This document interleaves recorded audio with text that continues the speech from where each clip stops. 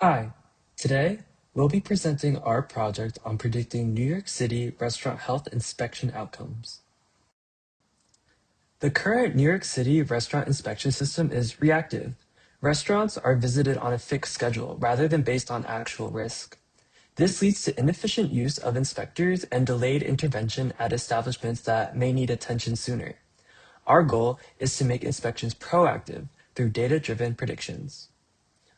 Our objective is to estimate whether a restaurant will receive an A, B, or C grade using information such as location, cuisine type, past inspection outcomes, neighborhood demographics, and local disturbances or complaint patterns.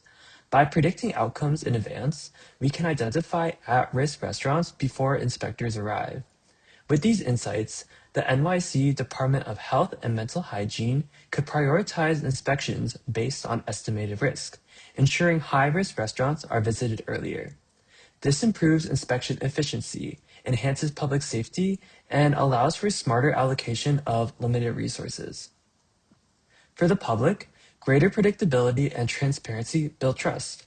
Diners can make safer, more informed choices, knowing the inspection process is both timely and data-driven. For our data, we combined three major datasets that each captured different aspects of restaurant risk, including inspection history, neighborhood conditions, and community complaints. The inspection dataset from the Department of Health provides official grades, violation descriptions, and the full history of inspections for each restaurant. This is our primary dataset and the basis of our prediction target. Next, census data provides essential context about each neighborhood, from income levels and density to housing conditions and demographics. These factors help us understand the environmental and socioeconomic conditions surrounding restaurants. Finally, 311 service requests include noise complaints, sanitation concerns, heating issues, and other disturbances. These signals give us a picture of broader neighborhood disorder or maintenance challenges that may correlate with restaurant compliance. So moving on to our EDA, we created a geographic heat map of C-grade restaurants using Folium. This map would immediately allow us to identify areas with a high density of high-risk restaurants, which could help inform resource allocation for health inspectors. This map suggests that risk is spatially dependent, and this justifies our use of location-based features, such as zip code, in our predictive model. We also created faceted scatter plots using Plotly Express that allow us to visualize the relationship between neighborhood income and inspection scores for different boroughs. We can observe that the lack of steep slopes in the graphs suggests that neighborhood income is not a simple linear predictor for restaurant safety, and this suggested that linear models like linear regression may not be the best at leveraging these features, and instead tree-based models like random forest may be better at capturing these nonlinear relationships. Next, we also used an interactive parallel categories plot to allow us to see the connections between borough, cuisine type, action taken for the restaurant, and the grade they received all at the same time. This was created using Plotly, and we can see that a few specific actions, such as the establishment being closed by the Department of Health and Mental Hygiene, almost exclusively leading to the establishment getting a grade of B or C. Finally, we created a 3D scatter plot using Plotly to allow us to explore if there is a combined effect of socioeconomic status and neighborhood issues on the inspection score.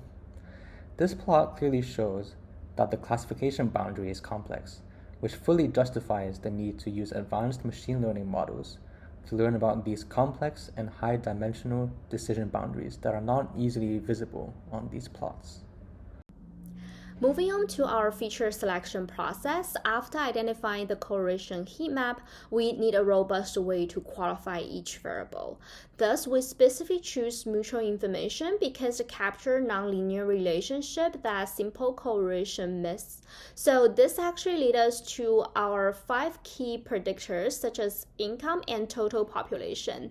Those features provide the strong signal and serve as a backbone for our high-performance models. To prepare this data for modeling, we first did twin test split and then applied the standard scalar to normalize our pneumatic feature. We also used the one-hot encoding for categorical variables. Those steps actually ensure our model can interpret the diverse data type effectively. Before training, we faced a major challenge, which is class imbalance. As you can see here, grade A restaurants heavily dominate the dataset. If left untreated, our model would be biased to just predict A everywhere. To fix this, we applied SMOT, which stands for Synthetic Minority Oversampling Technique, which balanced the class and ensure our model pay enough attention to minority restaurants. With our data ready, we implement 4 distinct models: a logistic regression, followed by random forest, XGBoost, and neural network. Our primary evaluation matrix is grade C recall. From a public health perspective, missing a risky restaurant is far worse than a false alarm, so we need to catch the bad apple. Starting with our baseline, which is logistic regression, while it gave us a decent starting point, it failed where it mattered most. It only captured 43 of the risky grade C restaurants. This confirmed that the relationship in our dataset is likely too complex for a simple linear model.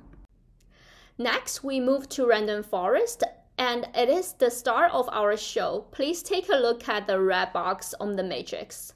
The recall of grade C actually jumped to 80%. The model is highly effective as acting as a safety net, successfully identified the vast majority of high-risk establishments. We also tested the XGBoost, a powerful industry standard. However, in this specific use case, it fell short of the random forest, achieving only 67% of recall for grade C. Clearly, it wasn't aggressive enough in flagging the risk we care about most. We also experiment with neural network. It delivered reasonable performance but lagged behind the tree-based models. Given its low performance, it wasn't our final choice either. Finally, this chart summarizes our findings. You can clearly see that the random forest outperformed all others. It strikes as the best balance between overall accuracy and our priority of public safety. Lastly, we ask ourselves what drives those predictions. Our feature importance analysis revealed that socioeconomic factors such as neighborhood income and population density are the dominant predictors. So this actually tells us that sanitation risk isn't random, it is clustered. High-risk restaurants tend to be in specific identifiable neighborhoods, suggesting that we should prioritize resources based on those community-level signals. One of our most important findings is that sanitation risk is not random. Instead, it clusters across specific geographic and socioeconomic regions of the city. This means DOHMH can substantially improve inspection efficiency by prioritizing high-risk neighborhoods before violations occur.